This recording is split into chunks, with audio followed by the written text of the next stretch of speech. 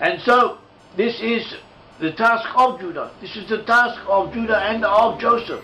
In Genesis 48:19 it says about Ephraim, the seed shall become a multitude of nations. So in Hebrew, Malach HaGoyim. Shall be Malach HaGoyim. In Hebrew, Malach HaGoyim.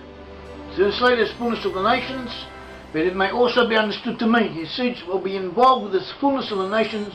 The nations will need him to complete themselves. They cannot give expression to themselves without them.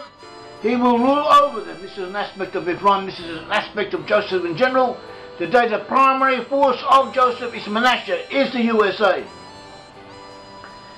And the USA and Joseph, including the UK and other related nations, they need Judah. They need Judah to fulfill what they are, to do what they are in the same way as Judah needs them. A famous commentator, the Safat Emet, on Genesis 47:28 to chapter 50. Judah said to Joseph, my Lord, let my servant, I pray you, be Adoni, he said. When Judah came close to Joseph and to ask that Joseph relent, that Joseph have pity on his brothers. Just before Joseph did acknowledge the brotherhood, the fraternity that existed between them, be Adoni, he said, be Adoni, and apparently he is speaking from his subconsciousness. Be Adoni is translated as please my Lord. But actually, as the Safat Emet said in Hebrew, different words, different expressions can have more than one meaning in certain contexts. And here it has an additional meaning, not a contradictory meaning, but an additional meaning of saying, in me is your lordship. Be Adoni, in me is your ability to rule over others through me, through helping me, through doing what you have to me, for me, through me. You will be enabled to be what you are, that is to have mastery over other nations and to rule over them and do what you have to do. And this is a reality. And this is a reality that must be known about. It must be realized and internalized. And another point that the Rabbi said many points concerning this this dichotomy, this confrontation between Judah and Joseph and the relationships between the two. We're only touching on a few of them.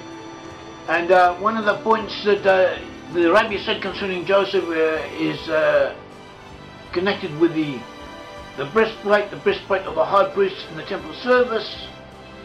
In the temple at that time you had a breastplate, you had a linen cloth in which was embedded precious stones, 12 precious stones. Each stone represented one of the tribes of Israel. The tribe of Joseph was what is called in Hebrew a shohem. A shohem may have been an onyx or some type of stone of a very dark color. And that was the stone of Joseph. In addition, this breastplate, as it's called, which was on the chest, was wrapped around the back with blue cords, and then it was tied to the shoulders with a little golden chain which came up to clasped on the shoulders. These clasps had two stones on each shoulder, two shohem stones. On these shohem stones were engraved the names of the 12 tribes, 6 on one shoulder and 6 on the other. The Rabbi points out that the shohem stone was used with the sticks to show us the preeminence of Joseph, that all of the tribes would find their expression through Joseph. As he says, because remember, the same stone is used to engrave the name of all of the 12 tribes on the shoulders, as it reflects specifically Joseph in the breastplate.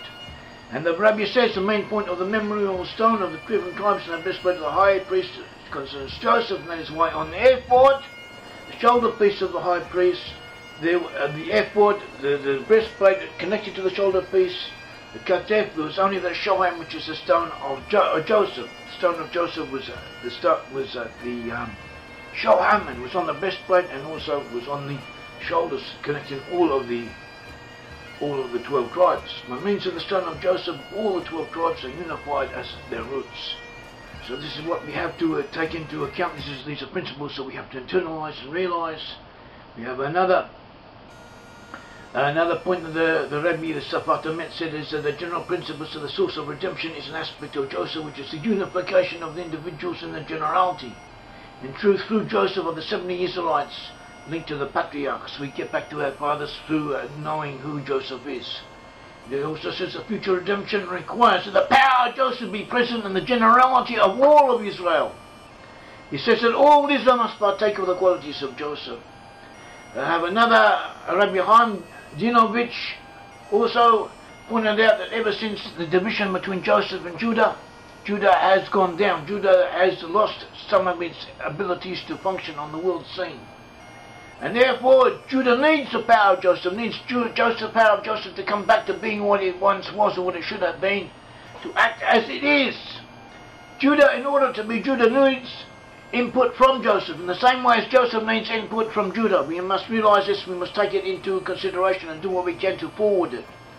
And Brit Am, this organisation of the 10 tribes of Israel, our organisation, our body of believers in this subject, are doing what we can, what should be done, and we wish you to take an interest in what we are doing and to help us do this.